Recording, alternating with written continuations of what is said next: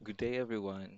Once again, this is M Counting, where you'll fall in love with accounting. In this video, we will discuss the users of financial information. Sino-sino nga ba yung gumagamit ng financial information? Kasi na-discuss natin nung nakaraan na ang pinaka main objective, ang ultimate purpose ng accounting, kung bakit tayo nagsiserve ng accounting. No? Yung accountant kung bakit siya naglalaan ng kanyang effort, time, expertise, accounting knowledge na para makapag-prepare ng reports, financial reports. Kasi yung financial reports, yun gagamitin yun ng users, di ba? In their decision making. Ngayon, sino-sino yung mga users? So users can be classified into primary and other users. No? Primary and others. Pero pwede mo rin siyang i-classify into internal and external users, no? Hindi ko na lang pinakita yon dahil ito yung classification na pinrovide ng conceptual framework for financial reporting. Pero yung internal users, ibig sabihin lang, users na nasa loob ng negosyo or ng business. Yun yung internal users. Users na nasa loob ng business, such as yung managers, yung supervisors, employee, basta nasa loob ng negosyo. Pag external, edi outside the business, yung mga supplier, suppliers, customers, yan. O sige. So dito tayo, no? This is the primary users. Tinatawag tong epiloc, mnemonics. Bakit epiloc? Ang ibig sabihin ng epiloc, epi means existing and potential investor. Tandaan yung EPI. Ito yun, para yun dito sa investor. EPI means existing and potential investors. No? Where yung lock naman, lenders and other creditors. No? Yan, EPI lock. Sige. Now, bakit sila yung tinawag na primary users? Bakit sila yung tinawag na primary users ng financial accounting? Ang pinag-uusapan natin dito, financial accounting. No? Though there are different branches of accounting, may management accounting, merong government accounting, auditing, cost accounting. Pero yung mga yun sa higher subject, higher accounting subject ni discuss. Ang sa atin yung FAR, Financial Accounting and Reporting, no? Yung for external users. Later, i-discuss ko rin kung ano yun. Sige. Sila yung tinawag na primary users kasi sila yung primary providers of resources. Sa kanila nanggagaling originally yung asset ng isang entity. Kung mapapansin mo yung accounting equation, 'di ba? Assets equals liability plus equity. So, 'yan. So, technically speaking, yung assets or resources ng isang entity, dalawa lang ang panggagalingan. It's either utangin or i-invest ng owner. Kaya sila yung primary users. Kasi sa kanila directly nakaano yung report, no? The reports prepared directed toward them, no? Yung epiloc, yung investor. Kasi sila yung pinanggalingan ng assets ng isang entity based sa accounting equation, no? Yung L means lenders and other creditors. Yung L yan yung lock, lenders and other creditors, mga nagpapautang. Utang mo yan. Yung equity, technically, ano yan, dalawa yung laman yan eh. Galing sa owner, tsaka galing sa operation. Pero wag muna nating pansinin yung galing sa operation, yung net income. Yung equity, yan din kasi yung capital. Tandaan nyo, yung equity, yun din yung capital ng under sole proprietor. Pag yung business mo, sole proprietor, yung equity, yun din yung capital. Yan yung galing sa investor, sa EPI, existing and potential investor. Yan. Ayan, yan yung kaya sila tinawag na primary users. Yung financial information, pin-prepared, directed toward them talaga. No? Kasi sila yung primary providers of resources. Siyempre, sila yung nagpasok ng assets sa negosyo. Siyempre, concern sila. Sila yung pinaka may primary concern sa negosyo. Kasi nagpasok sila ng resources sa entity. Yan. Sige. Ngayon, ano yung usual concern ng investor? Ikaw, bakit ka mag-i-invest sa isang business? Siyempre, ang thinking mo, gusto mong kumita. Tama? Return on investment, tawag doon. Pag return on kita, kikita ka, madadagdagan yung amount na ano, may papasok sa'yo. No? Pag return off, hindi ka kumita, bumalik lang yung ininvest mo. No? No? Halimbawa, nag-invest ka ng 100,000. Pag yung 100,000 binalik sa'yo, may bumalik na 100K sa'yo, pero galing lang din sa ininvest mo, binalik lang. Return off yun. Pero halimbawa, nag-invest ka ng 100, yung investment mo, nandun pa rin. Binigyan ka ng 100 na additional. Return on investment. Kita yon. Dividends, yun din yan, pang corporation. As an investor, babasahin mo yung information, financial information ng isang entity para ma-assess mo kung kikita ba ako dito. Siyempre, titignan mo yung income statement kung kumikita yung negosyo. I-estimate mo, kikita ba ako dito pag nag-invest ako? Yun yung usual na tanong mo as investor. Kung palugi yung company, siyempre hindi ka mag-invest diyan. Tama? Yan. Generally, hindi ka mag-invest. Titingnan mo rin kung lalago ba yung negosyo. Baka kumikita lang siya ngayon dahil peak season, may nag-boom lang bigla. Titingnan mo rin kung in the future kikita siya, no? Dapat yung continuous, may growth, no? Ayun yung usual ng investor, no? Generally. Yung mga lenders and other creditors naman, kunwari ikaw yung magpapautang, ikaw yung lender.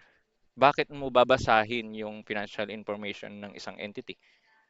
Siyempre, para ma-assess mo kung may kakayahan ba siyang magbayad ng utang niya pag pinautang mo yung entity. Tama?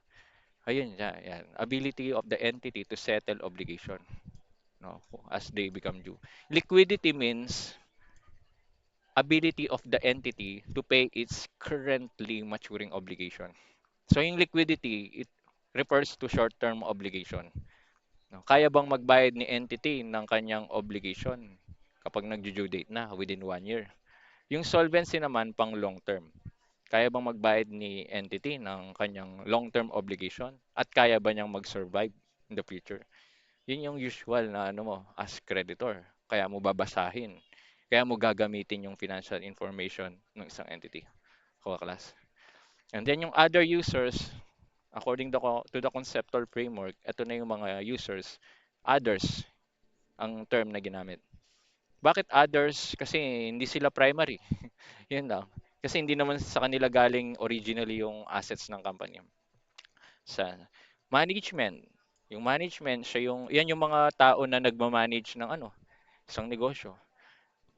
Active sila day to day. Sila yung nagmamanage ng business, day to day operation. Yan. Concern sila, gagamitin nila yung financial information. Kung kumikita pa ba? Kikita pa ba yung Paano tayo kikita? Babasahin mo.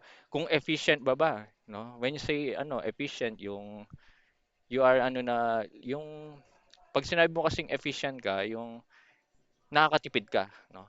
Nagpuput ka ng least amount of resources, no? Efficient ba 'yan? O kaya na-achieve pa ba yung organizational objective? Yun yung yung usual concern ng management. Although may iba pa, no? Yan. Yan.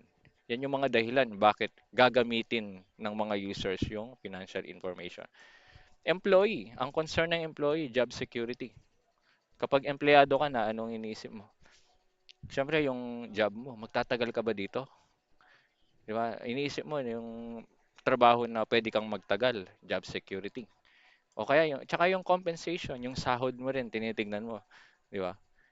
Isa rin yan sa may consideration na tinitignan. Mga benefits din. Yung benefits, nakuha.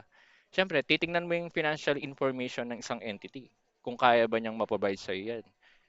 Malay mo yung entity, hindi naman kumikita, palugi pala. Most likely, yan, baka matanggal ka rin in the future. E di may risk ka na dito sa job security. Pag nakita mo yung financial statement niya, palugi.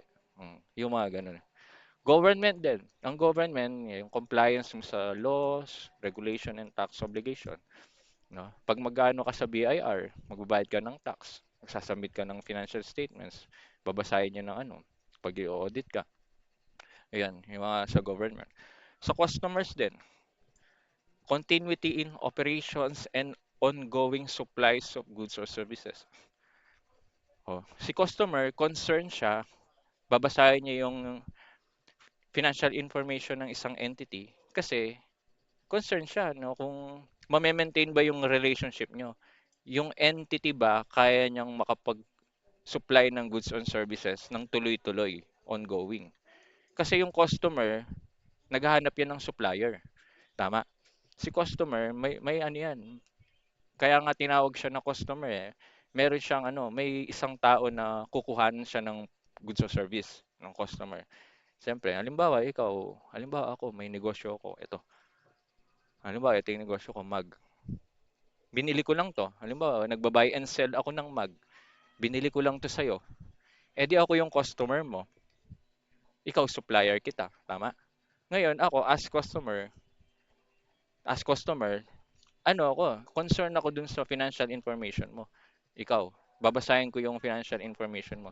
Para matignan ko kung kaya mo ba akong supplyan ng ganito na in the future ng tuloy-tuloy. Kasi pag hindi mo na ako kayang supplyan ng ganito, mahihinto yung operation ko. 'Di ba? Madadamay operation ko. Kaya 'yun yung customer. 'Yun yung ano niya. Yan. General public, ito yung broad. Lahat na yung ibang hindi nabanggit dito. Economic, social, environment. No? Yung mga public, general public, yung community, la- hindi lang kasi hindi lang nila tinitignan kung kumikita yung isang negosyo or business, no? Lalo na ngayon meron ng sustainability reporting o yung ESG reporting na kung narinig niyo na yung ESG means environment, uh, social and governance, wherein yung certain companies such as yung especially or particularly yung publicly listed mga malalaking negosyo, required sila na mag-report ng kung paano nila naapektuhan yung environment, yung social, tsaka yung governance. Paano sila nakaapekto sa ekonomiya. Yun yung ibig sabihin. No, inire-report, ibig sabihin, aside sa financial statements na financial reporting, magre-report din sila ng non-financial reporting, no? Halimbawa, yung hindi na ako magsasabi ng company. May mga company na sa environment dati purely gumagamit sila ng kuryente. Ngayon, gumagamit na ng solar panel. Yun yung contribution nila sa environment. Ano pa? Dati mga plastic dati mga fast food, plastic paper yung gamit, tama? Na pag bumili ka sa fast food, 'di ba, plastic, hindi plastic paper, plastic bag. Pero ngayon mga paper bag na. Yun kasi may effect yun sa environment. 'Di ba? Pag nagsusunog ka ng plastic. Ano pa? Dun sa social, paano ka nakatulong sa community mo? Yung business mo ba nagbibigay ba ng free scholar sa community o kaya nagko-community development, yung naglilinis, yung mga ganon. Ano pa? Governance. Yung governance, it relates to dun sa inside nung organization. Nagpo-promote ka ba ng ethical policies?